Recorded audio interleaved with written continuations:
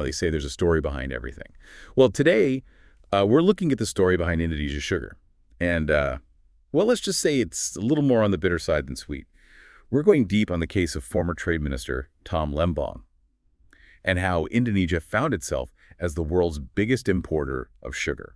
Yeah, it really is fascinating. I mean, this case, it really shines a light on some pretty big problems, like systemic issues within how Indonesia handles imports. Okay, so break it down for us then. Like, what exactly went down with this Tom Lembong? So Lembong just recently was arrested and charged with corruption. The charges are all tied to sugar imports going back to between 2015 and 2016, back when he was trade minister. Okay, so during his time in office. But what exactly are they saying he did? So they're saying he was illegally giving out import permits, basically to private companies. And the thing is, he was completely cutting out state-owned enterprises, the ones known as BUMNs, which, if you didn't know, they were supposed to have the exclusive rights to import all that sugar. Ah, so they're saying he was playing favorites then, bypassing the whole system.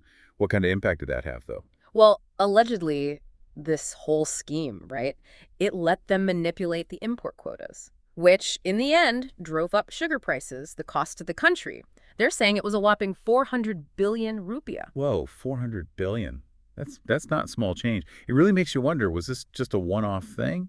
Or could it be, a symptom of something bigger, a bigger problem with how Indonesia handles imports? That's the million-dollar question, isn't it? And it kind of leads us to this bigger conversation about how much Indonesia depends on sugar imports. See, Indonesia isn't just importing a bit of sugar here and there. They're the top importer worldwide. Really? The top in the whole world? I had no idea. It's pretty surprising, yeah. Just in 2022, 2023, they took in something like 5.8 million metric tons of imported sugar. For context, that's more than double what China and the U.S. import combined. Wow, that's a lot of sugar. How did they end up relying so heavily on getting sugar from somewhere else? Well, there are a few things at play here. A big one is that domestic sugar production has been dropping. Indonesia's been losing farmland to other crops, like palm oil, which is more profitable in the short run. So it's like farmers are just following the money, even if it means the country has to buy more sugar from outside. You got it. And it's not just that. The infrastructure in a lot of these sugar mills is getting old.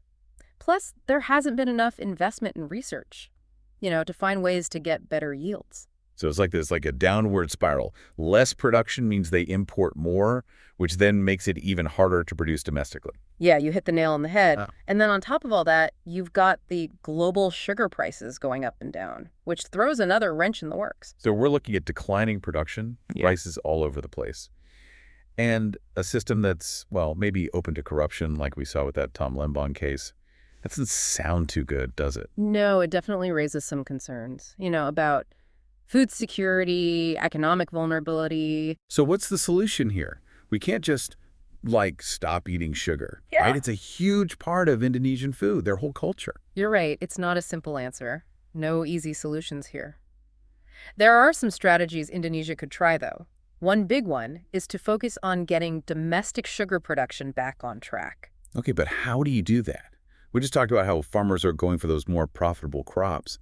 How do you get them to switch back to sugar? It's not just about convincing them, really. It's about creating a whole environment where growing sugar is actually viable, attractive. That could mean investing in research to find new sugarcane varieties, ones that give you a higher yield, more resistant to pests, things like that. So make it more efficient, more profitable for the farmers. What else could they do? Improving the sugar mills is a big one. A lot of them are old, inefficient, which drives up costs. Modernizing those could make a big difference. Right. It's about making Indonesian sugar competitive. What about the government, though? Are there policies they could use to, support all of this? For sure. The government has a huge role to play in how the sugar industry works. One thing they could look at is those subsidies, import quotas. Right now, some people say those policies are actually favoring imported sugar, which makes it harder for domestic producers to compete. So the government could be part of the problem without even realizing it. It's possible, yeah. And then there's the whole land use issue. The government could help promote better land management to stop more farmland from being used for other crops. So it's a lot of different things then. Research, infrastructure, government policies. Seems like a pretty big task. It is. There's no quick fix here. But if Indonesia takes a comprehensive approach, thinks strategically, they could start to depend less on those imports. and build a sugar industry that's more resilient, more sustainable. This has been really eye-opening, honestly. You wouldn't think something like sugar could be so complex. Right, it really shows how everything's connected and how even something as simple as what we eat can have these big consequences. So we've looked at the Tom Lembong case, the whole import situation, and some potential solutions. But it feels like we're just scratching the surface here. We are, there's so much more to this. In the next part, we're going to look at some of the social and environmental impacts of all this. This is getting really interesting. Can't wait to hear more. You know, when we talk about a country relying so much on imports, it's easy to get caught up in the numbers. But we forget about the people, the human side of things. That's true. Behind all those millions of tons of sugar are actual people, people whose lives are affected by all of this. Exactly. So let's look at the social impact then of how much Indonesia depends on sugar imports. We talked about how domestic production's been going down, leading to more imports. Well, that shift has had a real impact on Indonesian sugar farmers. Yeah, that makes sense. If there's less demand for sugar grown in Indonesia, the farmers are going to feel it. Exactly. As those imports went up, a lot of Indonesian farmers found it hard to compete. The imported sugar was cheaper, so they had lower incomes, job losses. Some even got pushed off their land. That's awful. You forget sometimes there are real people behind all those statistics. It's a reminder that economic policies can have real consequences, for people's lives. And it's not just the farmers who are affected. The whole domestic sugar industry going down, that's hit workers in the mills, the processing plants. So it's like a whole chain of people then, whose lives are tied to the sugar industry. Exactly. Mills closing, cutting back production because of that cheaper imported sugar. It's a lot of people losing their jobs. It's led to hardship, even unrest in some areas. Sounds like Indonesia's reliance on imports has created a whole new set of problems that need to be addressed. It has, yeah. And you have to think about those problems when you're looking for solutions. It's not just about producing more sugar. It's about making sure those solutions actually help the people who depend on the industry. Finding that balance between the economy and, well-being. Exactly. And that brings us to another big part of this, the environmental impact of how much sugar Indonesia consumes. Right. You can't talk about sustainability without looking at the environment, how sugar production affects it, whether it's happening in Indonesia or somewhere else. You got it. Sugar production, wherever it's happening, it has a big impact on the environment. Think about it. You need a lot of land to grow sugarcane, which often means deforestation, habitats being lost. Then there's the water. Sugarcane needs a lot of water to grow.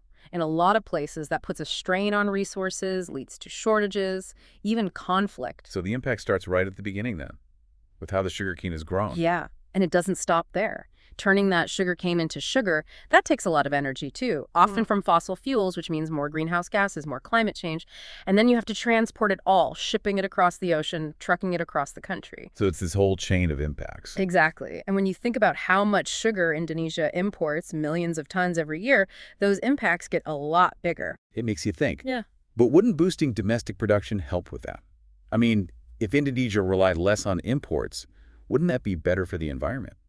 It's a good thought, and yeah, theoretically it could. Less transportation, less emissions, but it's not that simple. I guess you can't just assume that domestic production is automatically better for the environment, can you? Nope. You have to look at how they're producing that sugar. Are the farmers using sustainable practices? Minimizing water use? Avoiding harmful pesticides? Are the mills energy efficient? Those are all important questions. So it's not just where the sugar is coming from, it's how it's grown, how it's processed. Exactly. And that's where it gets interesting. We have to figure out how to make sugar production more sustainable in Indonesia and everywhere else. This has really shown how complex the sugar industry is. It's not just about the money, the trade. It's about people's lives, the planet. It's about the choices we make as consumers. You got it. It's a complex issue that needs a complex approach. So if we want to make the sugar industry more sustainable, we need to look beyond those easy answers and get to the root of the problem. For sure. It's about shifting our focus from short-term profits to long-term sustainability. And that takes a collective effort. Governments, businesses, farmers, consumers, everyone. Sounds like we're talking about a whole new way of thinking about sugar. We are, yeah. It's about recognizing that our choices have consequences and that we all have a responsibility to make good decisions, decisions that support a better world.